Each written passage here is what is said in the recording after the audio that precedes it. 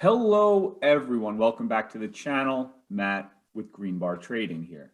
So today was day 5, and we just wrapped up our full week of that discipline management.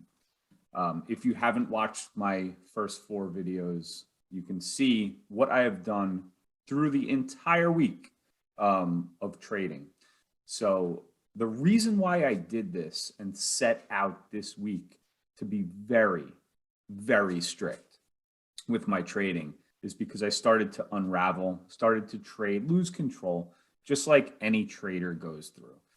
The key, and I hope there's beginners out there watching right now, because you have to manage your discipline. If you want any type of consistency, you have to follow rules and you have to really be very disciplined.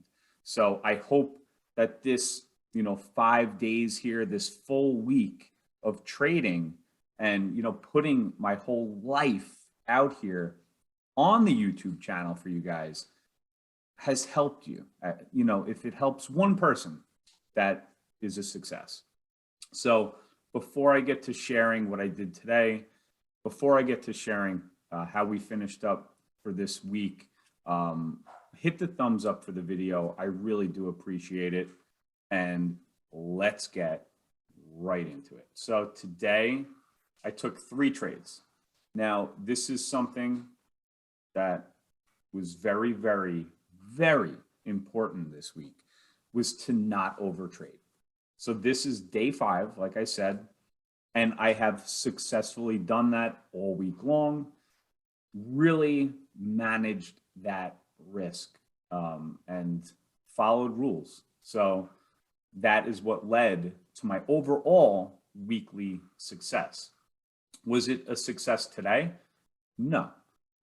Today was not that great. We did have one really great trade, and that was right here. So I took 3 trades. Like I said, the stock market in general is an absolute mess. I don't want to be long anything. So if I'm trading with the trend. The trend is clearly down. And we can see in the pre-market that was the case as well. So I'm shorting. Okay, so the 3 trades I took, each trade was a short. The first trade was extremely frustrating. I don't know how many of you guys out there have taken a trade, got chopped up. Okay, I don't sit in a trade normally for 15 minutes. That just doesn't happen. If it's not going my way right away or pretty quickly, I like to just, cut the trade. Your bias was wrong. In this case, I cut the trade for a break even. And then the next candle right here went a huge move. This would have been a 10-point move on this futures contract. Instead, we broke even, okay? Like I said, I'm managing risk very tightly, or, really trying to. So, getting chopped up, and my mind, that mental capital, for 15 minutes, I said, you know what? I'm cutting this. So I cut it, and you can see what happened right afterwards. Just so typical, so typical. So on this one here, I'm shorting again, looking for that previous low. Doesn't happen, I have to get stopped out. All right, so now I'm, 0 for 1, you could say 0 for 2, but I'm pretty much 0 for 1 at this point.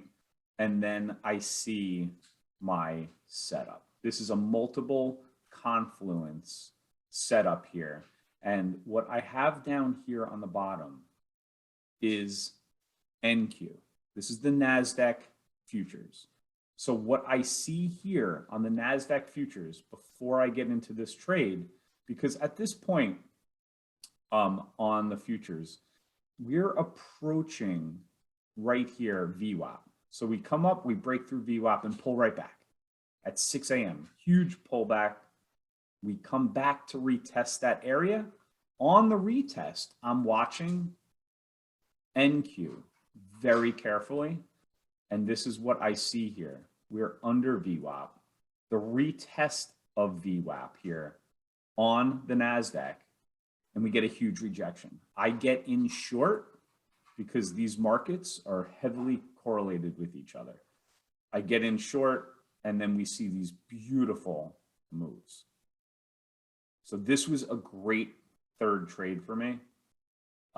And, you know, a solid exit here. And this is why I scalp. So if, like I said, if I'm not getting the moves pretty quickly, I'm going to kind of want to, you know, either get out of the trade or just really manage, actively manage the trade, because we get this move, I take my profit, and then we get the move right back. So now we, you know, kind of, you know, saw resistance here, which is what we're seeing. So now here on the NASDAQ, same thing happened. We rejected VWAP. If you're under VWAP, it's a very bearish type of day. So just keep that in mind. And this is rejecting again. And then you see the pullback here. So that's why I have, you know, NQ down here on the bottom. So anyway, you know, one really good trade, one break-even trade, and one bad trade that we managed the risk decently on. So that was it. Like you can see here, 3 trades. That's it. Slightly red for the day because of commissions. And, you know, that's that. But for the week, we had some really solid trades. One in particular was the Citibank options calls that we had, that we alerted in our Discord and everything else. So, you know, we started off the week small red. We had a small red day there at the beginning, but the big days were nice, big green days. So that made the overall total for the week just about $500 in profit, you know, for the week, keeping the red days small and not over trading. So, you know, that was really, you know, a nice solid bounce back to, you know, that losing control type of feeling. And now what I'm going to do is carry this through. So we had 5 days, right? When you're training or when you're, you know, doing something like this, if you're working out, you're exercising, you're doing a sport, whatever you're doing, if you do it multiple days in a row, whether it be a diet as well, you do it multiple days in a row, and you're going to continue that most likely, and continue, if you're on a diet, to lose weight, if you're at the gym, to continue building those gains, if you're training for a sport, you're going to continue to get better. And that's the type of mentality you have to have in this. And it's focusing on that discipline. So I hope you guys enjoyed this week. I know I did. It was really, you know, a nice kind of, you know, mentally challenging, which I like, mentally challenging week. And we did a pretty good job at it. So hit the thumbs up for the video. I'll see you back on the weekend for our weekly watch list video on Sunday. All right, guys, take care. Have a good one.